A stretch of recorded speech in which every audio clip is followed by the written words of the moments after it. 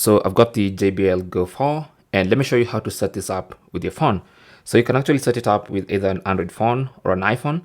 For this specific tutorial, I'll be using an iPhone, but it's the same instructions for Android as well. So the first thing you want to do is pair it with your phone via Bluetooth. So go ahead and turn on the speaker. The power button is on the side.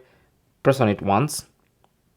That should turn on the speaker. And then it should automatically go into pairing mode. If it doesn't, then you can press on that Bluetooth button, and that when that light starts blinking rapidly, the speaker is in pairing mode. So you want to go to the Bluetooth settings of your phone and try to locate that speaker.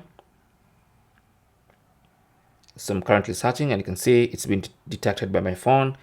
Tap on that and it gets connected, and that light stops blinking to confirm it's been connected. Simple as that. Thanks for watching and good luck.